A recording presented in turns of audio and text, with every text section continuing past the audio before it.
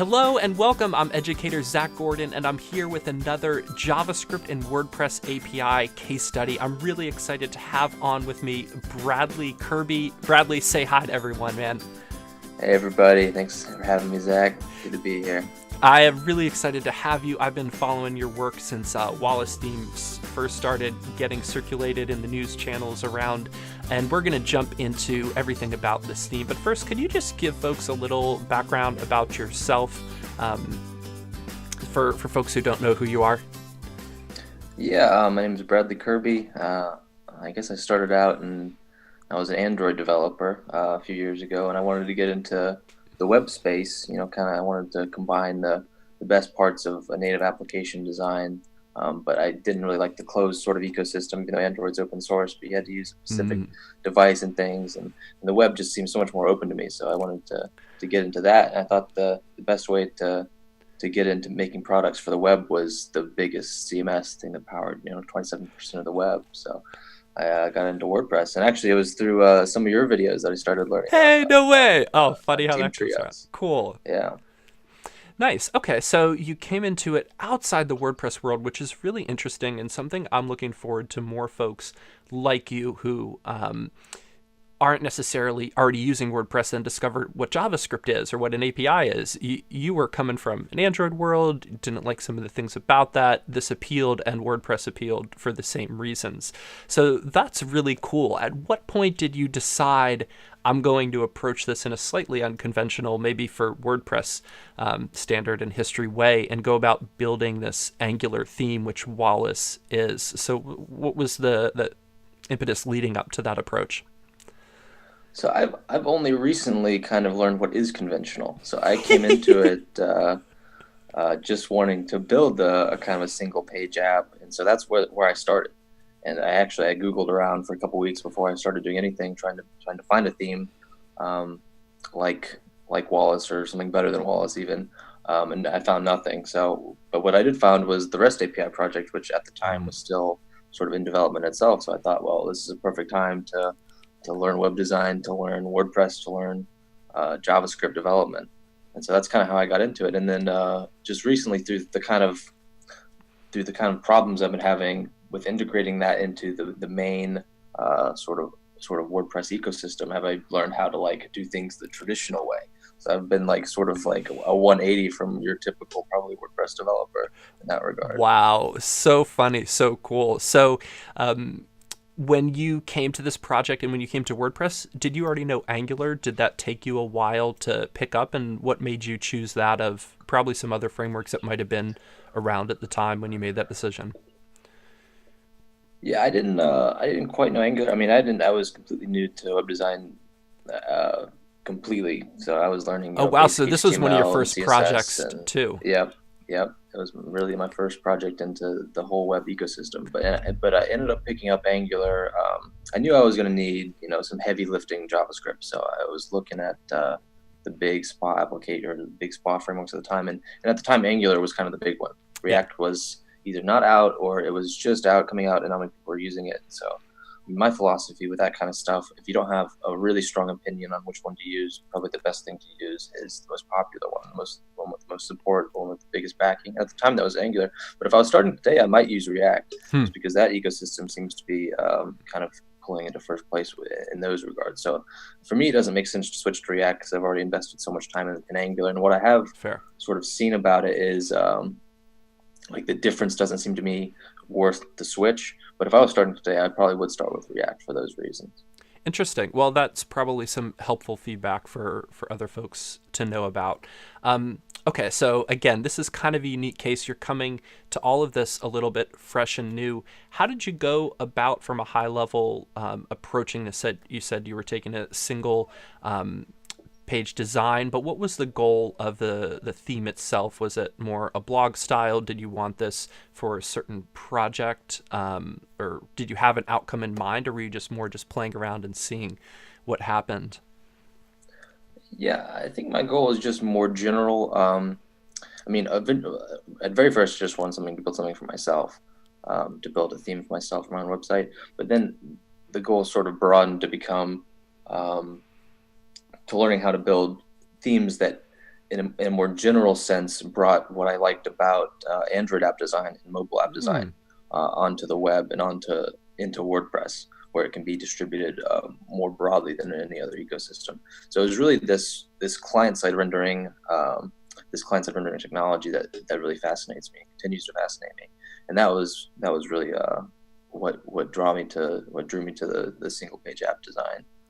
Nice. Interesting. And for folks who go check out wallacetheme.com, it does have some slick animations, and I could see how some of that feel may very well have been ported over. So how is this, without, we're not going to pull up code here, but for folks who are technical and listening, what is the structure of this app? How is it built and architected? Or I'm sorry, theme actually, right? Well, it's kind of both. So it renders on the server with PHP, just the way a normal theme would. So it has a full PHP fallback, and then it downloads the JavaScript piece and kind of a flip switches almost, and then the JavaScript app like kind of exactly mirrors the server side WordPress app, and then it's fully operating under JavaScript control at that point. And then it uses its own routing system that sort of dynamically the routing. I don't know if I want to get into the routing system. Yeah. Let's get into it.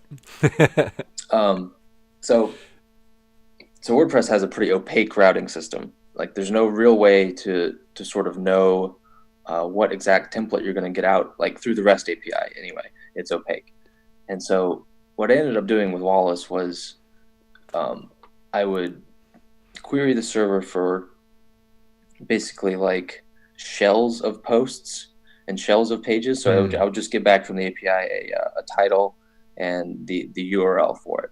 And then once I got that back, then I could update an entry into the post list. There's an infinite scrolling post list. And so I could update it there. And then when I updated it there, I also, at runtime, updated that into the Angular side router. So then I could say like, okay, well, this URL goes to this post and associate them that way. And that way, when the user could click on it, then I can make a REST request to get the actual post content. And so instead of traditional way of doing it is these regex router rules, but instead I just did I just build it at runtime as the posts are being downloaded. Interesting. Themselves. And so that's probably a little hard to follow, but that's kind of a difficult problem. If you haven't, it may be completely not clear what we're talking about, but if you have, and this is something I know Joe Hoyle was talking on the Post Status show last time I had a chance to be on there with them, and he talked a lot about this difficulty. Okay, so you know what I'm referencing, and he talked about this issue where you have WordPress has certain routing system. It's not always clear what's going on or exactly how it's working, and then Angular and most major frameworks have their own. And how do you go about it? Do you build one that completely mimics and you hard code everything?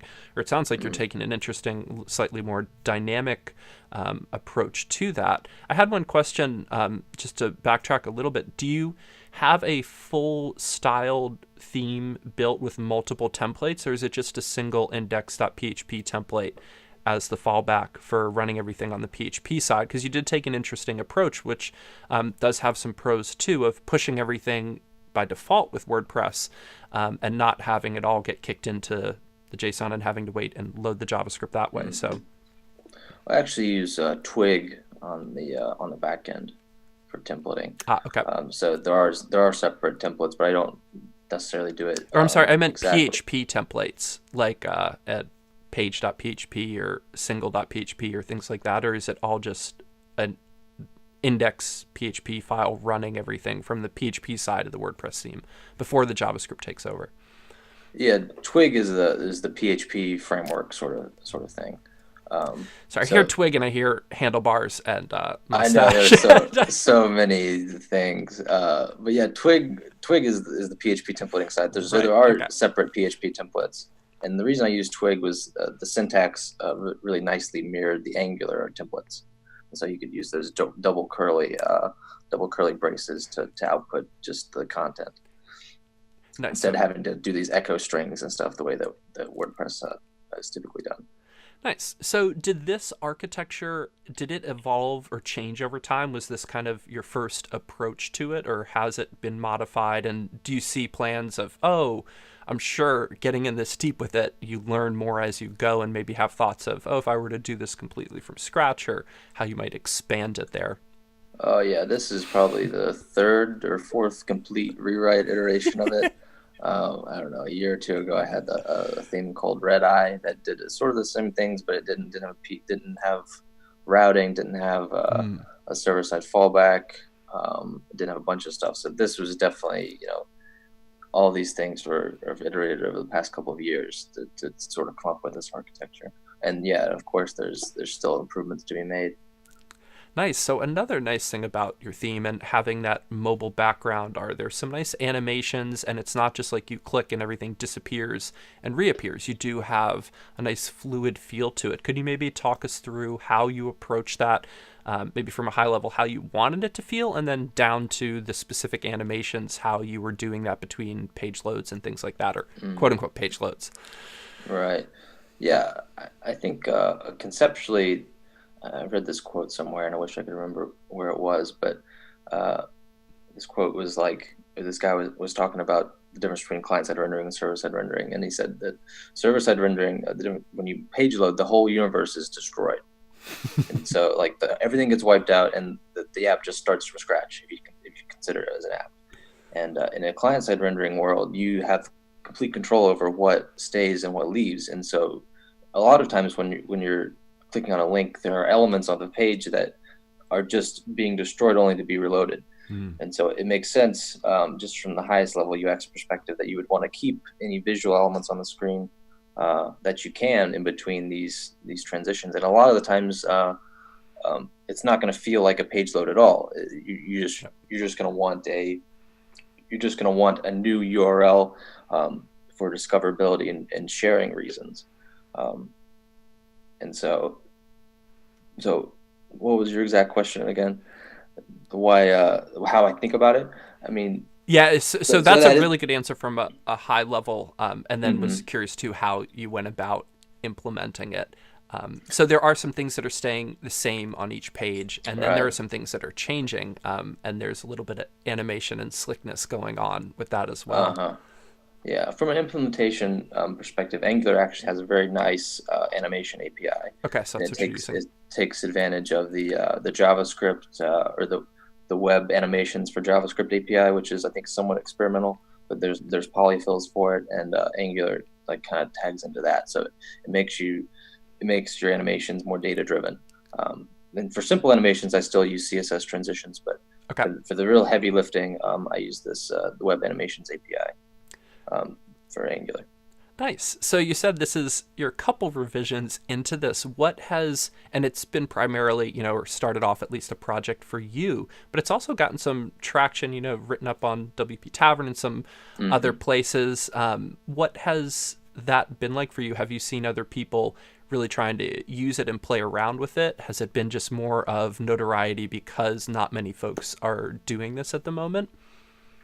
Yeah, I mean, I think it's gotten some attention just because it's so novel. But there has definitely been, I mean, there's been an accelerating amount of both interest and other projects in the space. I mean, we just had the automatic theme with Mel Choice and uh, Foxhound, yeah, Kelly the Dawn. Foxhound Yep. team and Kelly Dwan, right? Exactly. That just got introduced to the repo, accepted to the repo. And then another interesting one that I don't think most people have heard about Hmm. is Scribe by Martin Melinda. And so I um, came up. My attention came to this through Reddit and some other places. Oh, And nice. this is kind of one that I haven't seen talked about as much, but it is sort of in the Wallace sort of realm of complexity and that sort of thing. I'm not sure if it's open source yet, but it's really neat. Oh, nice. That was a new one to me. Could you give us the name of that again? We'll have to make sure we link that up. Scribe And who was the by creator? Martin Melinda. All right, cool. We'll follow up on that. Awesome. Um, I'm glad you brought up the repo. I don't know if this is something that you've thought about. Kelly did kind of pioneer the first one going through. I know she had some revision processes along with that, making more stuff do it a little bit more the WordPress way, still letting JavaScript have its magic. Is this something that you've pursued or thought about for your theme? Are you going to maybe go a paid route with it? So Wallace will probably be free forever. I'm working on a more premium theme right now Ooh. that won't be. But in terms of the repo, yeah, I talked to some of the moderators for it, and they got hung up actually on the Twig side of things, the Twig Right. PHP templating layout. Yes. They didn't really like that I was using that, and so I might revisit it in the future. I think they're kind of undergoing some changes regarding the rules and regulations, maybe making things a little bit more friendly to themes that do things a little outside of the box. And so maybe when they complete that, I'll take a second look.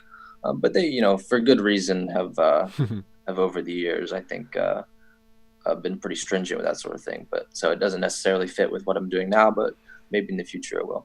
Cool. Nice to know. And you said you have some other projects that you're doing. So at this point, what work is still going into the Wallace theme? What do you see? Are there more things that you'd like out of it or to do with the project, or is it feeling like it's at a pretty good level for what you set out to do? I think it's at a fairly good level. There's a couple things I would like to add still, and probably will in the future. Pages and comments, mainly just kind of rounding out the basic features. But yeah, I mean, I think I've sort of set out what I wanted to do in terms of building a theme that has it has a server-side fallback, the routing works, it has some plugin support, and it has those really nice page transitions that I was setting out to build. So I'm pretty happy with where it is. Nice. So let's shift the gears a little bit and talk about some other folks who might be looking at this project. Maybe they don't know Angular, they want to use it as a project to kind of reverse engineer an Angular project. Maybe they do know it or could pick it up pretty quick, and they're just looking at approaches for how to integrate with a WordPress theme. Do you have some kind of high-level advice for folks that might be looking at your project, certain things they can maybe check out, certain things that you might want to put caveats on, stuff like that? Yeah. So probably the easiest edit you can make is to the CSS, because that's the one part of the application, and maybe the not so interesting part of the application, but that part of the application is shared between the server side and the client side. So a change you make there is Nice, smart. Deeper changes you make, if you're making a template level change, you're gonna have to change it in two places. So you'll have to change it on the Twig side or the client side, or both. And actually, I mean, you don't necessarily have to if you don't care about a second and a half or so of difference between the first page load and when the app takes over. But if you do care about that, you'll have to edit on both sides, which isn't as big of a deal as you might think, because it's a pretty lightweight template. Yeah. And so you're just changing what's in those those curly brackets.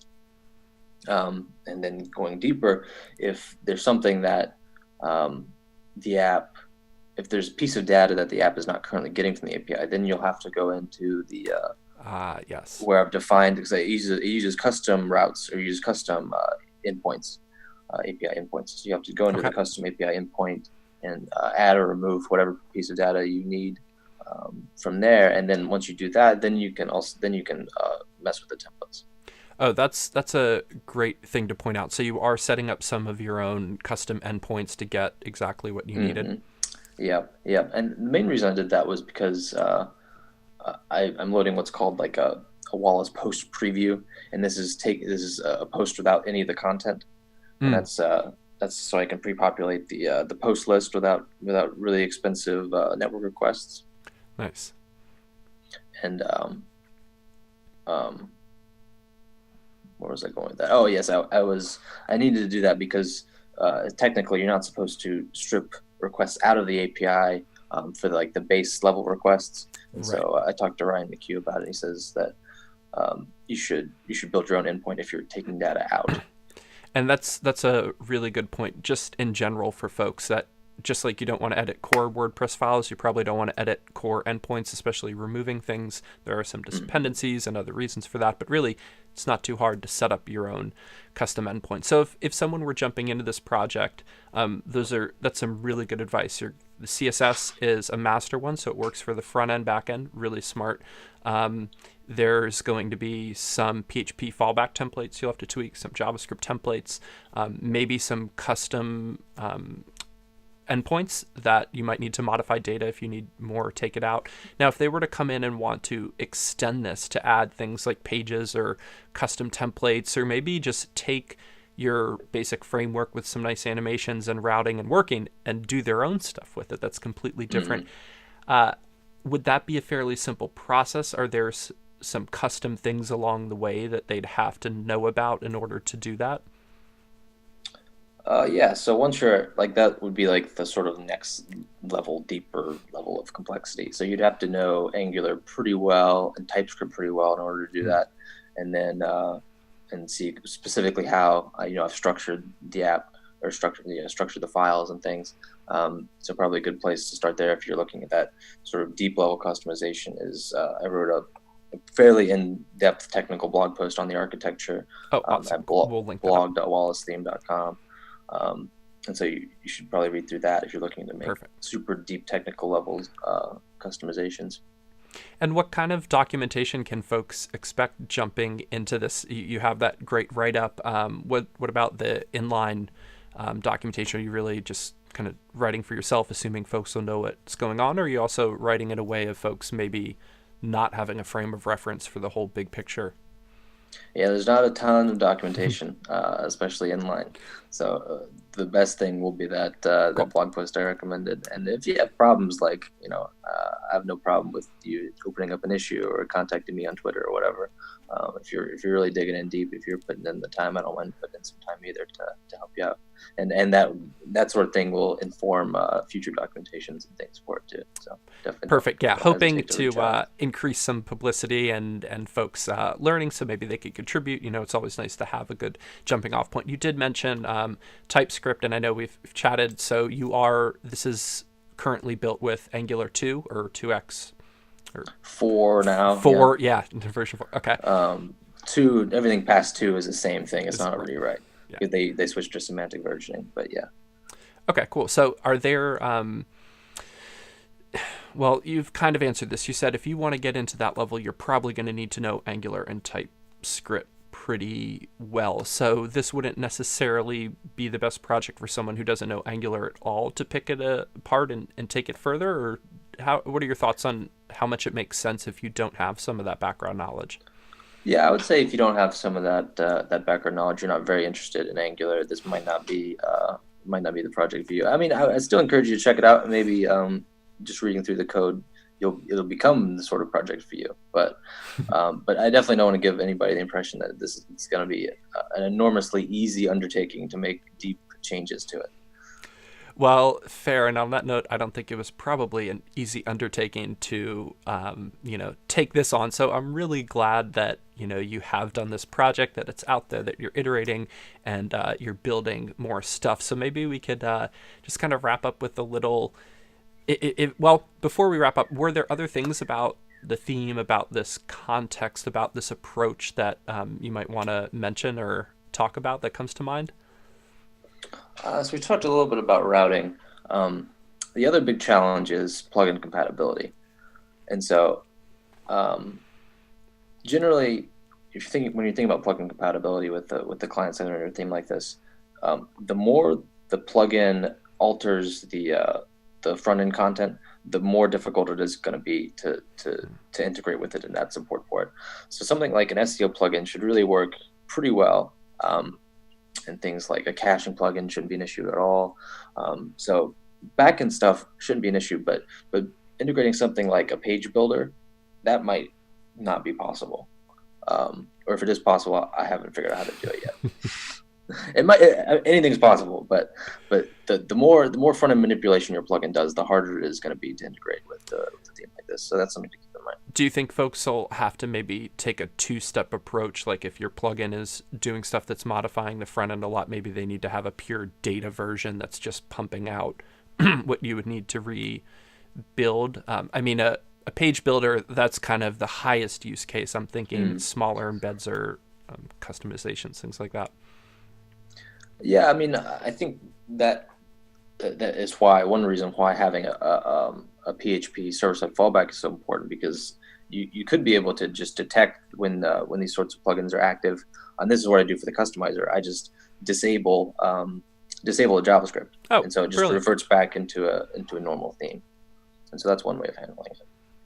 Nice. And that split architecture is really smart. Had you thought at a certain point about doing it with pure JS and not loading or worrying about the template content or even the design? Yes. I mean, you're talking about just not doing a server-side fallback? Yeah, exactly. Almost kind of like a decoupled theme within WordPress, which wouldn't necessarily make the most sense, but I was curious if you considered it or if that was an approach you took at one point. Yeah, I mean, the previous versions of Wallace I didn't use the server-side fallback for those. Gotcha. But then I kind of came around and figured that it was, for a variety of reasons that we've talked about, it was worth it to do it. Nice. Okay, cool. Other things come to mind about the project, folks looking at it, related topics? So let's see. Have you directed your folks to Rachel Baker's WordPress theme, REST API theme? Is that the 2016? We haven't done a feature on it, so maybe fill us in a little bit. It's a super simple stripped down theme that she just did in, I think, a couple weeks for WordCamp, and this was a year or two ago. Okay. And so it was just maybe like the exact opposite end of the spectrum in terms of complexity from mine. And so maybe if you're just kind of starting out looking to build a theme this way, that might be a good place to start. It doesn't have any of the fancy bells and whistles or animations or server-side fallbacks or any of the things we've been talking about. But it's a really nice example that you can sort of grok a lot easier. And, of course, by one of the authors of the REST API. So, it's good stuff. So, it's good stuff.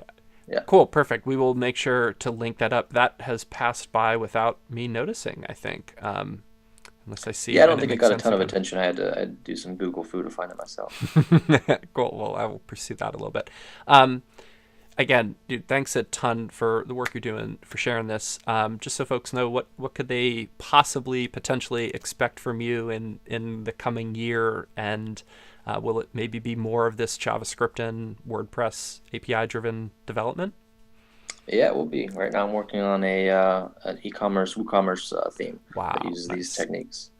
And so I'm pretty excited about that. And it's going to be coming out about that pretty soon. Hey, well, we'll do another little case study with you once you get all that up and running. So sounds good. Bradley, thanks again for coming on, man. Thank you. It was a lot of fun. All right, folks, well, that wraps it up for this case study. Please go check out the Wallace theme and see everything that Bradley has put into it. A great example of Angular in action in the WordPress ecosystem. So dig into that, subscribe to get more updates and more case studies in the future. And as always, keep on learning.